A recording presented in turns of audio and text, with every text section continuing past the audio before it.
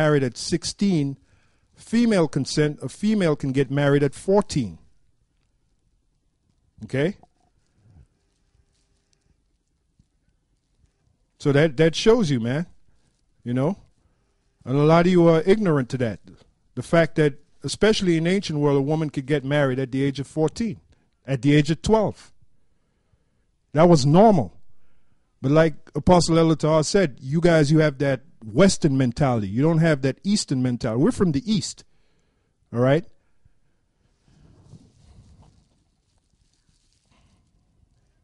So, if you got something to say?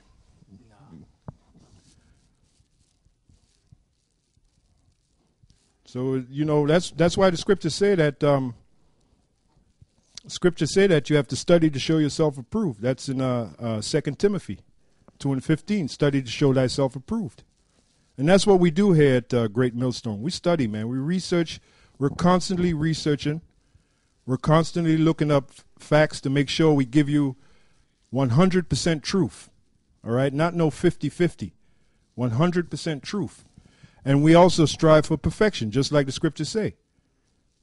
In Matthew 5:48, be ye therefore perfect, even as your Father which is in heaven is perfect. So we're striving for perfection. We know we're not going to attain it till Yahweh Shai comes, or when Yahweh Shai comes, but for now, in what we do, we strive for perfection, which means we research words, we look up words, we make sure the information we bring to you is accurate. If we make a mistake, we'll correct ourselves. We'll say, well, we were wrong on this. This is the correct meaning of this, or this is the correct information. But you got a lot of camps that don't do that, man. You know, they're winging it like Nate. That's why we call Nate the wingmaster. You know? And just winging it, man. And you can talk all the shit you want about GMS, but our diligence is not disputed, all right? We show our diligence. Another scripture to keep in mind is 2 Peter 1:10, where it says, give diligence to make thy calling and election sure. All them other guys, they're not diligent, man. They're not diligent. You know, they don't even go out on the street and teach, which that's a commandment given by Yahweh Shai to go out on the street and teach. They don't do that, all right? And when they do make a video, it's mostly gossip. You don't really learn anything from their videos.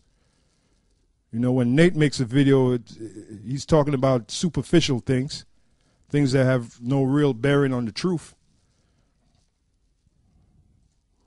As a matter of fact, I have the scripture here, 2 Peter 1:10, wherefore the rather, brethren, give diligence to make your calling and election sure, for if you do these things, you shall never fall.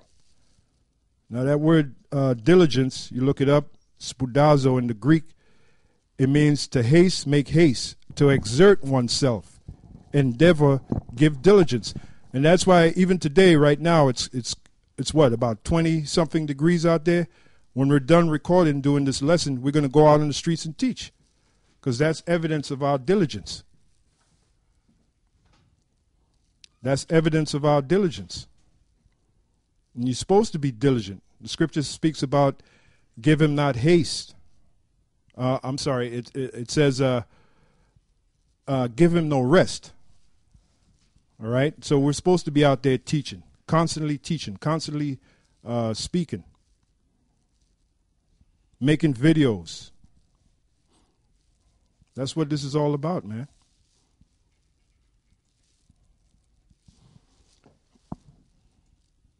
Go ahead, brother. I'm looking something up. Yeah. Keep speaking, brother.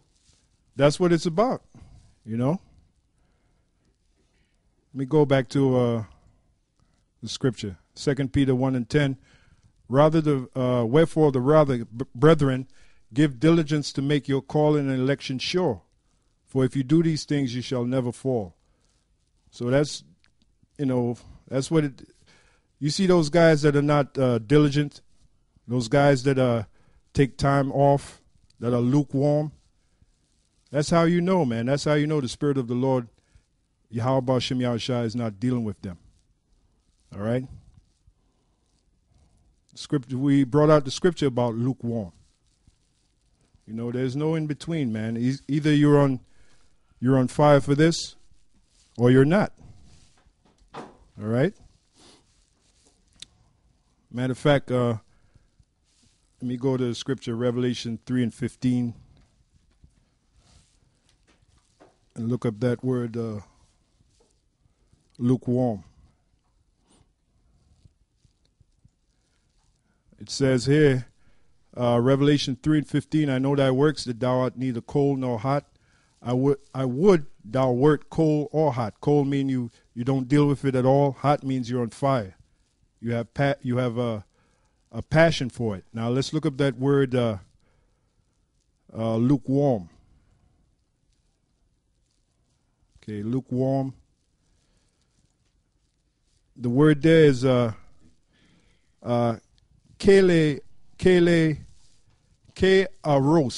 aros. It says tepid, lukewarm. Then down here it says a metaphor of the condition of the soul wretchedly fluctuating between a torpor and a fervor of love. So that's in between.